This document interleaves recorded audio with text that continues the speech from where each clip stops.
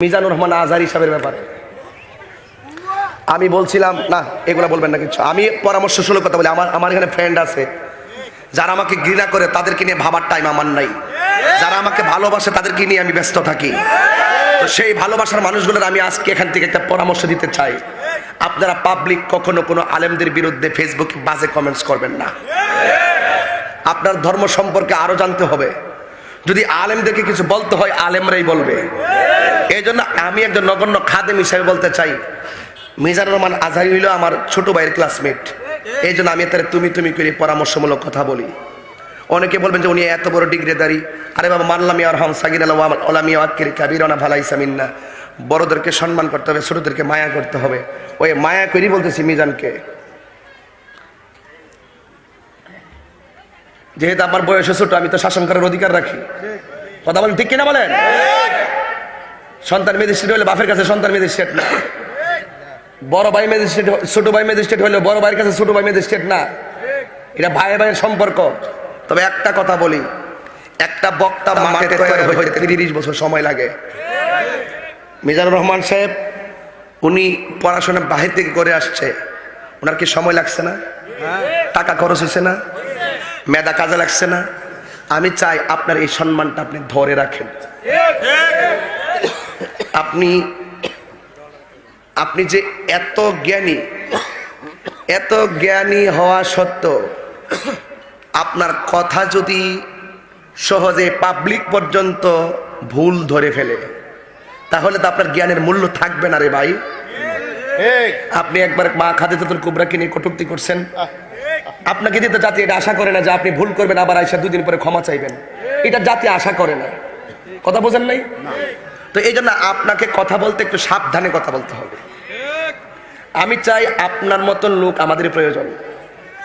আপনি যেই সমস্ত বিষয়গুলো অন্যায় করেছেন, যেমন 1, নবীজিকে 6 প্যাক বলেছেন, 2, নবীজিকে নিরক্ষর বলেছেন, 3, আল্লাহকে আরেকজনের দৃষ্টান্ত বর্ণনা করতে গিয়ে আপনি আবেহালা বলেছেন, 4, মা খাদিজাকে ইনটেক ছিল না, বুড়ি মহিলা, প্রৌঢ়া, 2 বিবাহিতা মহিলা, একদম বুড়ি মহিলা বলে কটাক্ষ করে কথা বলেছেন।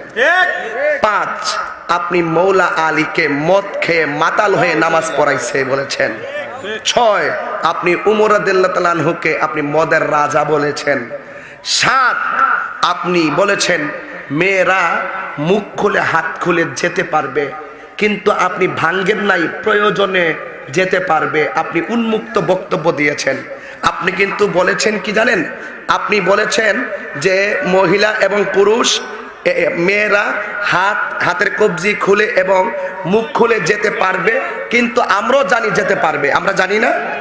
এই মুখ খুলে যেতে পারবে আমরা জানি না? মুখ খুলতে পারবে মেয়েরা, আমার মায়েরা প্রয়োজনে খুলতে পারবে, যে সেটা তো আমরাও জানি। কিন্তু আপনি ডাইরেক্ট বলবেন যে বিনা কারণে যেতে পারবেন। আপনি পরে ভাঙছেন, পরে ভাঙ্গে দিছেন, কিন্তু পরে কিন্তু এই যে ভাঙছেন যে আমি তো মেয়েরা পর্দার পক্ষেই কথা বলছি। আপনি যেটা বলবেন বা বলবেন আপনি জানেন, এটা আমরাও জানি। আপনি যে পরে ভাঙ্গে দিয়েছেন এটা আমরা খুশি হয়েছি, কিন্তু আমরা চাই কিছু রুখসত, শরীয়তের কিছু রুখসত মাসআলা আছে, এইগুলো ঢালাওভাবে আমরা এজেন্ডায় না আনি।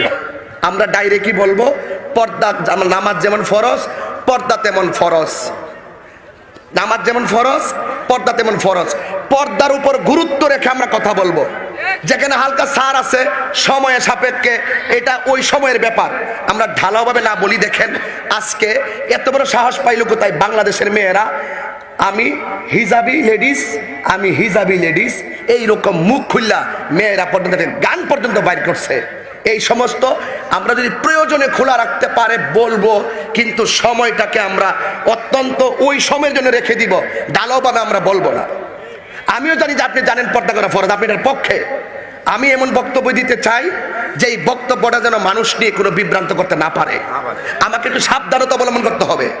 কথা বলেন না কেন? আর আপনাদের অন্ধভক্ত আছেন, আপনাদের কথা আমরা চিনি। আপনারা কি তাহিরি যদি নবীর বিরুদ্ধে কথাও তাহিরির আমি ভালোবাসি, আমি তার গান গামো, এটা ইম্পসিবল। আমি নবীর বিরুদ্ধে কথা বলে আপনারা আমাকে ধরবেন, আমাকে বয়কট করবেন। 92% যার ভালো, 8% খারাপ হলে আপনি বলবেন এটা খারাপ হয়েছে। আপনি খারাপ করে খারাপও বলবেন না, আপনি অন্ধভক্ত, যেই ব্যক্তি ত্রুটি করবে তাকে ত্রুটি ধরাই দিবে যেই ব্যক্তি, তাকেই আপনি দোষারোপ করবেন। এটা তো হতে পারে না। আমি যদি অন্যায় করি আমার বাবা আমাকে ধরাই দিবে তোমার এটা অন্যায় হয়েছে। যে অন্যায় ধরাই দেয় এটা কি তার অপরাধ? মানুষ তো ভুল করতেই পারে। আমি তো জামাতের যারা আছেন বড় বড় আকাবেরদের সঙ্গে এমন কোনো রাত্র নয় আমার কথা না হয়। গত রাত্রে স্টেজে বসার পরও একজন আমাকে ফোন করেছে, কারণ আমি ন্যায্য কথাটা বলি। আমি কি বলছি, ময়দানে আপনাকে প্রয়োজন আছে, আমাদের আছে কি না? তো আপনি লাগামহীন কথা যেন না হয়, কারণ মানুষ ভুল হতেই পারে। আমি ভুল করতে পারি না, আমি ভুল করতেই তো পারি। আমাকে ধরাই দিবেন, দিলে তো আপনি আমার বস। আপনি যদি আমার ভুলটা ধরিয়ে দেন, আপনি আমার বস, আপনি আমার সম্মানী। কিন্তু আমার প্রশ্ন হলো, আমরা যেন লাগামহীন কোনো কথা না বলি, এদিকে আমাদের খেয়াল রাখা লাগবে রে ভাই। এমনিতে ইসলাম নিয়ে ইহুদি খ্রিস্টানরা বহুত তাল বাহানা করতেছে, এই তাল বাহানার সুযোগটা তো দেওয়া যাবে না। কথা বলেন না কেন, ঠিক কিনা বলে? এই সুযোগটা দেওয়া যাবে না। অনুরোধ করে বলি আমরা সবাই ঐক্যবদ্ধ হতে চাই, ঠিক কিনা বলেন? যদি বলেন এখন আমি কারো এন্টিতে কথা বলছি, সেটা আপনার ব্যক্তিগত ব্যাপার। আমি এন্টিতে নয়, আমি সামাজিকভাবে কথা বলেছি। কথা বলেন, ঠিক কিনা বলেন? এই জন্য অনুরোধ করে বলি,